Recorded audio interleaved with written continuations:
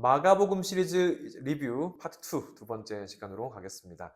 이제 목요일 새벽 예배로 가겠습니다. 이제 우리가 자주 듣는 초의 만찬으로 이루어지는 거죠. 네, 6월절 만찬, 또 최후의 만찬이라고 불리는 말씀입니다. 우리는 지금 굉장히 거룩하게 지키잖아요, 성찬을. 그렇죠. 네, 무조건 가운과 또 장갑과 또 거룩한 음악과 네. 이렇게 하지만 사실 예수 그리스도의 실제 만찬 때는 그냥 식사 중이었습니다. 그렇죠. 네, 네. 그냥 밥 먹는 가운데 갑자기 예수님이 뜬금없이 떡을 떼시면서 이거 내 몸이야, 그리고 잔을 나눠주시면서 이거 내 피야, 네. 라고 하는 장면입니다. 이거 사실 성찬 의미가 우리가 너무 크게 바라보지만, 그러나 하나님께서 이 마지막에 우리를 가족으로 부르신 그냥 그 의미 정도만 되면 된다, 이렇게 말씀하셨던 게 기억이 나기도 하고요. 근데 저 궁금한 게 있어요. 최후의 만찬 그림과 이 상황이 좀 많이 비슷한가요? 전 그림을 본 적이 없어가지고. 사실 최후의 만찬 그림은 네. 완전히 달라요? 다르죠. 그러니까 지금 차홍쌤이랑 저랑 이렇게 일렬로 앉아있지 않습니까? 그러니까 최후의 만찬 그림은 이렇게 일렬로 제자들이 예수님과 함께 쭉 앉아 있습니다. 그러니까 원탁의 형태도 아니고, 그리고 약간 이런 의자에 앉아 있고요. 사실은 근데 당시의 문화는 바닥에 앉았어요. 근데 우리나라의 문화처럼 이렇게 앞바다리 형태가 아니라 다리를 뒤로 빼고 인어공주의 자세. 힘들었겠네. 네. 지금도 중앙아시아에서는 그렇게 식사를 하더라고요. 그래서 그런 형태였고, 테이블도 일자나 원형이 아니라 디귿자 형태였습니다.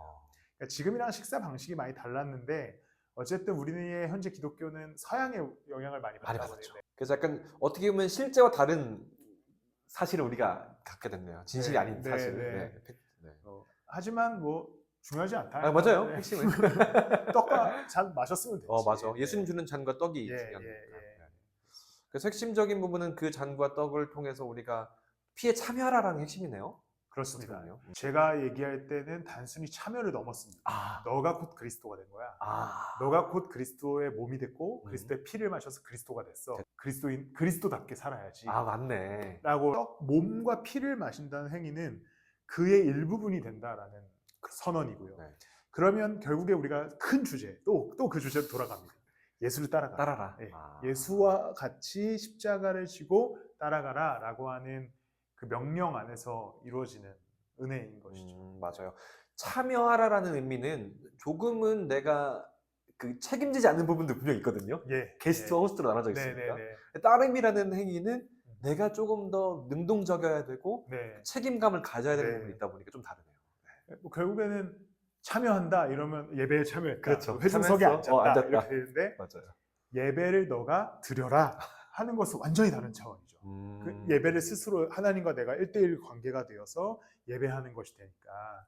그럼 이런 멘트 별로네요. 예배 이 자리에 참석해 주셔서 고맙습니다가 아니네요. 그래서 사실은 그것 되게 모순이잖아요. 목사가 딱 광고 시간에 나와서 예배에 와주셔서 감사합니다. 야, 뭐가 감사해? 당연히 예배해야 되는 건데 회중이 감사해야죠. 예배 함께 드려주셔서 감사합니다라고 해야 되는데, 저도 카톡 하다가 보면 목사님 이번 주에 못 가요.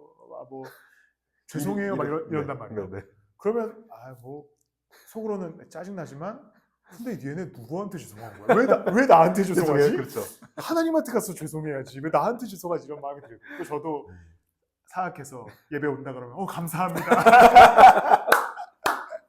아니, 내가 왜 감사하지?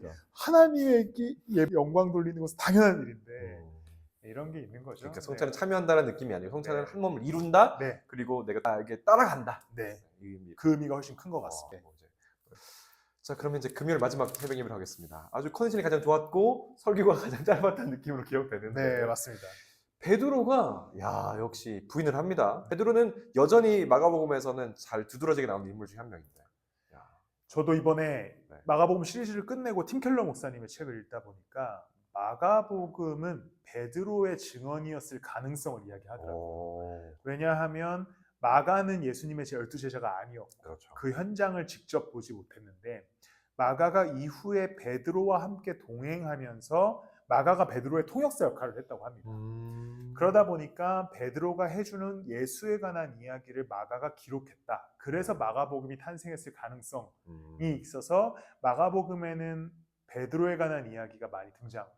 한다라는 이야기가 있더라고요. 그래서 네. 이거를 미리 알았으면 설교 때 아는 척 좀 했을 텐데. 지금이라도. 네. 그래서 좀 했습니다. 그래서 베드로에 관한 이야기가 나오고 베드로의 부인 사건이 등장하는 중요하죠. 것이죠. 네. 3번이나 부인하고요. 그러니까요. 그것도 나중에는 저주하면서까지 부인하지 와. 않습니다. 네. 그런데 우리가 바라본 지점은 부인해서 베드로 나쁜 놈이야, 우리는 부인하지 말자, 이게 아닙니다. 아니죠. 네. 네. 우리는 누구나 실패를 경험하죠. 예수 따름에 있어서 또 예수를 부인하는 것과 같은 삶의 태도를 우리가 발견합니다. 진짜 중요한 것은 그 이후죠. 다시 예수 그리스도를 따르기로 하는 마음, 또 예수와 함께 걷기로 하는 믿음의 결단. 그러니까 결국 베드로는 이후에 누구보다도 멋진 그리스도의 제자로 또 교회의 지도자로 세워지기 때문에 우리도 그러한 자라감이 있을 수 있다라는 것을 포인트로 설교를 나눴었습니다. 네, 그래서 제가 재밌었던 지점은 우리 그리스도인들은 예수를 시인도 부인도 애매하게 한다. 네, 그 얘기가 되게 인상적이었어. 맞아요. 그러니까 다 애매해요. 그러니까 결국에 이 전 주제로 돌아가서 그냥 참석자입니다. 다. 참석자, 네. 게스트, 3일 그 예배에 구경꾼. 참여하면 예수 따르는 것 같아요. 따라 보이죠? 네. 근데 삶에서는 안 따라요. 이런 어떤 애매한 스탠스를 계속 취하면서 다시 우리가 앞에 설교로 돌아가면 결국에 그냥 종려나무 가지만 들고 있는 겁니다. 예수의 십자가를 지고 따라갈 생각은 그 누구에게도 없는 상태인 거죠. 다르게 보면 전 베드로가 확실하게 완전히 부인하는 모습이 전 되게 인상적이었어요. 애매하게 따를까 말까가 아니라 난 모른다라고 완전히 그렇게 네. 해버린 모습 자체가 남자답네. 그리고 정확하고 명확하네. 남자답죠. 아주. 그래서 이런 표현이 어떨지 모르겠습니다. 그때 화끈하다 이런 느낌으로 받게 됐어요. 맞습니다. 베드로의 모습을 보면서 우리가 베드로가 나쁜 사람이라고 지금까지 생각하지 않잖아요. 않아요. 네, 그 이유는 베드로의 이후의 행적 때문이라고 맞아요. 생각하거든요. 네. 그가 결국에는 자라가서 그리스도의 제자로 살았기 때문에 그 앞에 부인 사건은 그냥 하나의 에피소드로 넘어가는 그렇네요. 것이죠. 네. 우리의 삶도 마찬가지인 겁니다. 그래서 예수 따름에 있어서 실패를 경험하고 미지근한 상황을 지나가지만 다시 예수를 따라가서 자라갈 때에 그 안에 분명히 그리스도의 칭찬과 영광이 있을 것이다 라는 것이죠. 그러니까 철저하게 처절하게 부인했던 베드로의 모습을 통해서, 그러나 나중에 예수님을 따라갈 때 완전히 따라가라라는 베드로 후서의 말씀까지 말씀해 주셨는데 네. 그 말씀을 통해서 우리 그리스도인이 어떻게 해야 될 것인가를 더 많이 삶으로 주님을 따라가야 된다는 네. 것도 많이 보이는 부분이네요. 자, 이제 금요 예배와 성금요일 예배, 그리고 마지막으로 드렸던 지난 마지막 예배가 하나의 좀 흐름으로 간다라고 말씀을 하셨는데, 네. 첫 번째 금요일 사건은 휘장을 가르신 사건으로 이제 얘기가 흘러가요. 예수님께서 숨을 탁 거두시자마자 바로 일어났던 사건이 휘장이 갈라지는 거죠. 위에서 네. 아래로 쫙 찢어졌다라고 기록됩니다. 우리가 이 말씀을 되게 사실 잘 알고 있어요. 근데 그냥 가르셨대. 상징적으로 뭐 과거가 이제 그저 사라졌구나. 네. 이제는 이제는 예수 그리스도가 휘장 가르셨기 때문에 완전히 죄를 사하셨네. 이런 약간 머릿속에 남는 한 네. 텍스트로만 입력돼 있는 거예요, 사실. 네, 맞아요. 그렇게 남겨 있고 저는 어떤 게 많이 배웠냐면 예배가 회복됐다. 아, 예배가. 네, 뭐 완전히 틀린 말은 아니지만 주일 예배가 회복됐다. 틀린 말은 아니죠. 하지만 제가 이제 포인트를 뒀던 점은 휘장을 가르시고 하나님이 우리의 삶으로 오셨다. 결국에는 삶의 동행, 우리와 영원히 늘 항상 함께 하고자 하기 위해서 휘장을 가르셨다라는 것에 포인트를 둔 거죠. 근데 우리는 계속해서 예배에만 초점을 맞추는 거예요. 신앙의 행위. 나 예배 드렸어. 야, 예수님과 교제했어.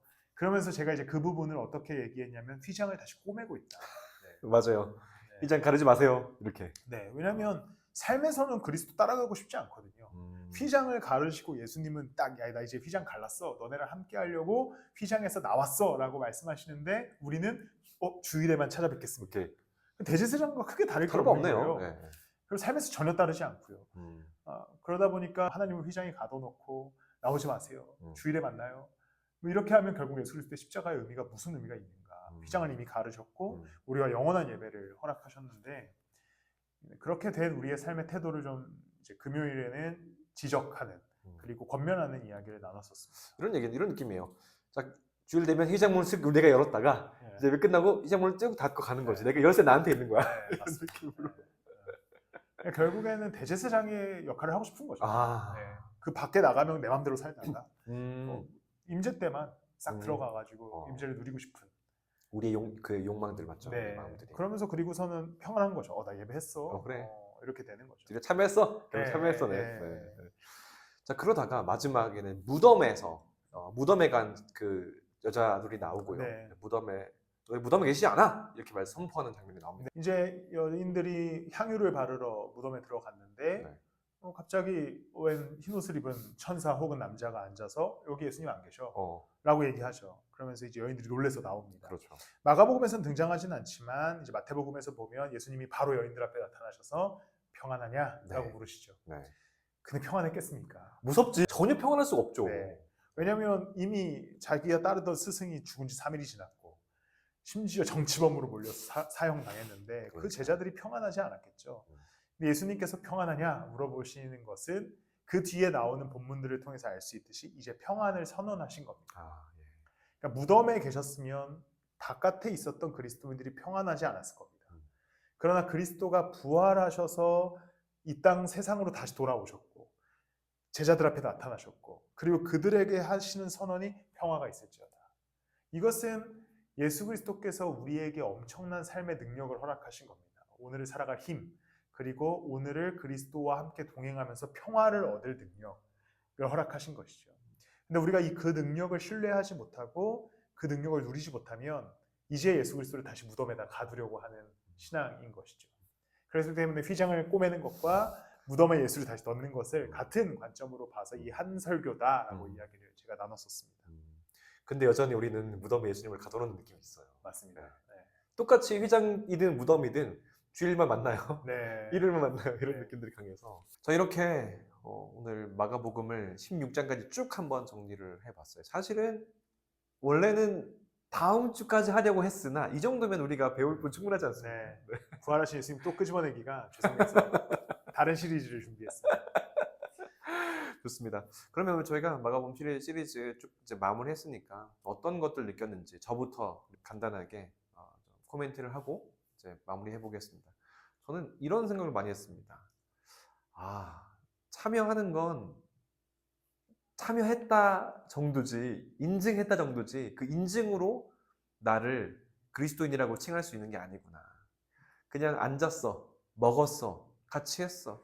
그냥 나를 인증수단으로서 그냥 내가 여기 있었지롱 하는 것은 단순히 그냥 참여자 1, 2, 3에 그치는 부분이구나. 그게 아니라 참여했으면 그 다음 액션 플랜을 가져가야 된다. 내가 그리스도인으로서의 삶을 살아가고 그 삶을 살아가는 것 자체가 계속해서 이 ing 이어져야 한다라는 생각을 또 하게 된 마가복음 시리즈였어요. 그 주님과 함께 걸어가는 것, 걷다 멈추는 것이 아니라 걷다 멈췄더라도 끝까지 걸어가는 삶을 내가 여기 있으니 같이 걷자. 오케이, 걷겠습니다 하고 계속 움직이는 그 역동의 의미를 좀 많이 느꼈던 시간이었습니다. 너무 좋습니다. 저는 사실 설교하는 내내 답답함으로 항상 설교하는 것 같습니다. 왜냐하면 이것이 예수 그리스도의 가르침이고 예수 따름이 가장 안전하고 완전한 길임을 계속해서 성경에서 선포하는데 우리는 왜 이것을 진리로 받아들이지 못하는가에 대한 좀 안타까움 속에서 설교했고요. 그런데 계속해서 결론적으로는 너나 잘해라 라는 것이 계속해서 이 설교의 끝의 결론이었습니다. 다음 시리즈 예고를 한번 해주시죠. 어떤 시리즈입니까? 네, 다음 시리즈는 누가 당신의 왕입니까? 라는 시리즈입니다. 왕 5명의 왕을 소개하고요. 네. 그런데 이 왕은 왕이에요. 사실은 왕으로서 직분상 세워졌지만 그들이 국가를 제대로 다스리려면 왕권을 다른 분에게 내어줘야 했습니다. 그분은 하나님이신 것이죠. 그러니까 왕이었지만 왕권을 내어줘야만 그 국가가 안전하게 이제 역사를 향해 가는데 우리의 삶이 참 비슷하죠. 우리의 삶의 주인은 사실 우리잖아요. 우리가 먹고 싶은 거 우리가 선택하고 가고 싶은 거 우리가 선택합니다. 그러나 이 삶이 가장 안전하려면 내가 삶의 주인이지만 이 삶의 보좌를 그리스도께 양도해야 된다. 라는 것에 컨셉을 맞춰서 3명의 쓰레기 왕, 2명의 훌륭한 왕을 다루게 됩니다. 비교할 수 있겠네요. 네, 비교할 수 있고 또 그 안에 있는 재밌는 성경의 이야기들을 좀 풀어나가 보려고 합니다.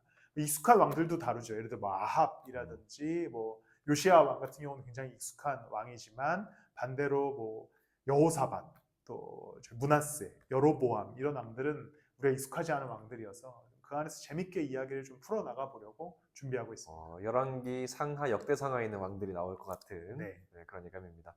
다음 시리즈 기대해 주시고 또 많은 분들 이게 저희가 만드는데 여러분 반응을 해주셔야 됩니다. 네. 좋아요라든지 댓글이라든지 궁금증이라든지 해주셔야 네. 저희가 또 재밌게 할 수 있으니까요. 다음 주에도 함께 좋은 시리즈 리뷰로 또 말씀을 함께 하면 좋겠습니다.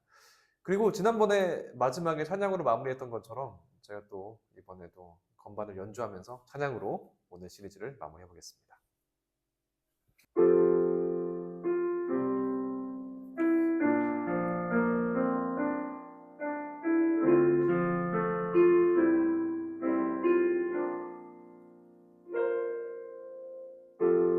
세상을 구원하기 위해 흘려야 할 피가 필요하다면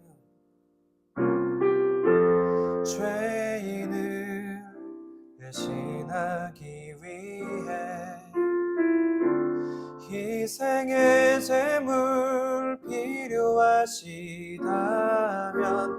내 생명 제단 위에 드리니 주 영광 위에 사용하소서.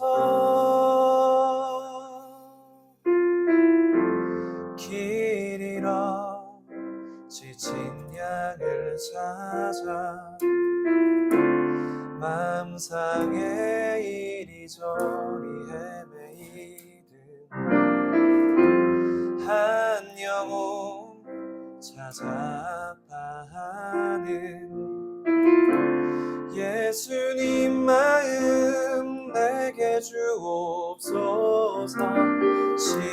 십자가 온 세상 위한 그 희생 눈물로 그 길 가게 하소서. 생명이 또 다른 생명 낳고 주님 볼 수 있다면 나의 삶과 죽음도 아낌없이 드리리. 죽어야 다시 사는 주의 말씀 믿으며 하나님의 미랄 되어서 거지리니 예수님처럼 살아가게